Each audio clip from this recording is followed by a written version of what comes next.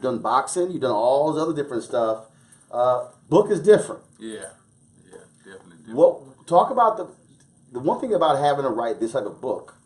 You got to go deep inside and reveal some stuff that you probably, for a long time, didn't want to reveal.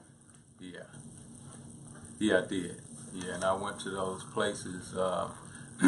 One in particular that jumps out at me immediately was my childhood. Some pain that I dealt with that I didn't realize still exists until I went there, and that was the death of my sister. When I was 11 years old, she was 12 years old. We actually stayed up to like 1 a.m. that morning when normally we go to sleep at 9 a.m. And we discussed the things we wanted to do for my mother when we got grown. And so you said the two of you were talking about buying your mother a home. Yeah, she wanted to buy a vacuum. I wanted to buy my mother a home. And the next morning we got up, to go to school. She kissed my mother bye, gave me a kiss.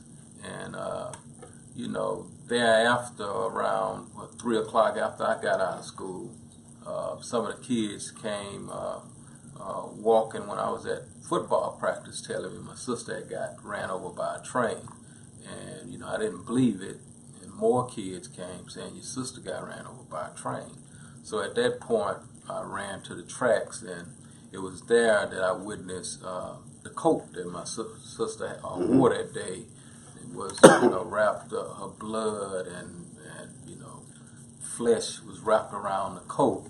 And, I heard people, telling stories about her leg was jumping, her arm was jumping because my sister had got cut in half by that train. And that was the last time I saw her alive. So that was an interesting place to revisit, even going to the apartment where we last had the conversation at.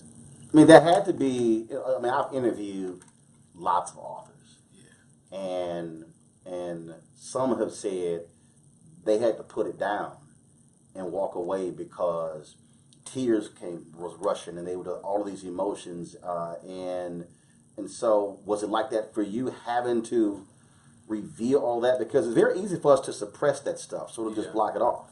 Yeah, no, it wasn't that type of emotions, but it was something that I felt that I almost think I should have had some type of therapy for it back in the day. I remember, after that, I eventually had to ask my mother to let me move with my grandmother because I couldn't sleep at night.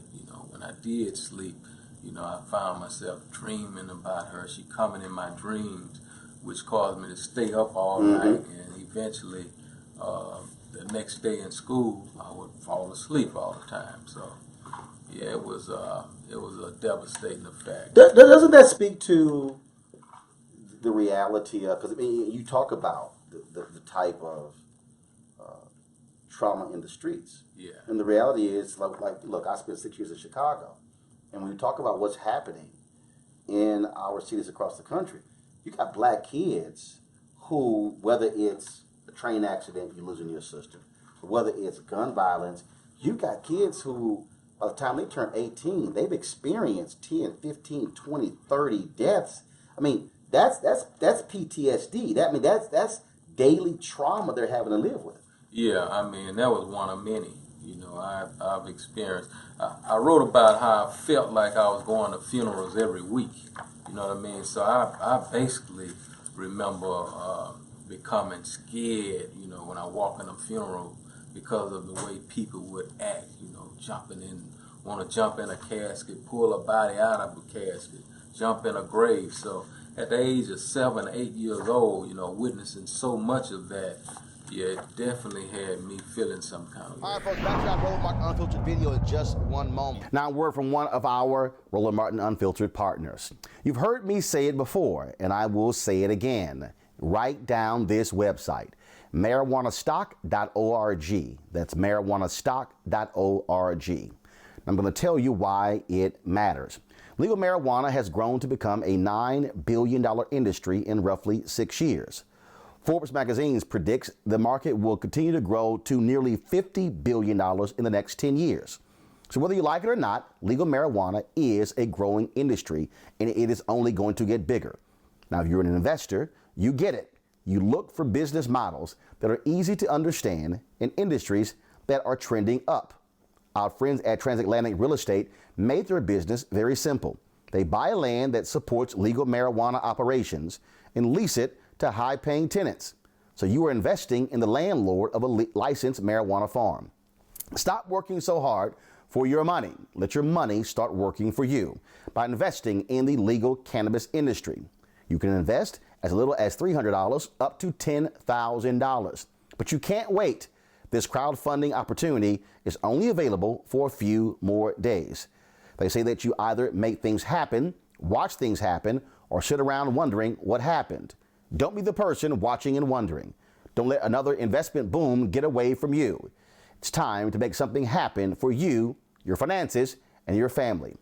And don't forget my pro tip. To be included, you must complete and confirm your application. And be sure to complete the process.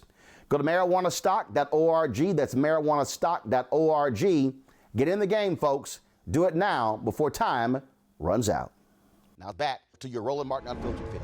You want to support Roland Martin Unfiltered? Be sure to join our Bring the Funk fan club. Every dollar that you give to us supports our daily digital show. There's only one daily digital show out here that keeps it black and keep it real as Roland Martin Unfiltered. Support the Roland Martin Unfiltered daily digital show by going to RolandMartinUnfiltered.com. Our goal is to get 20,000 of our fans contributing $50 each for the whole year. You can make this possible.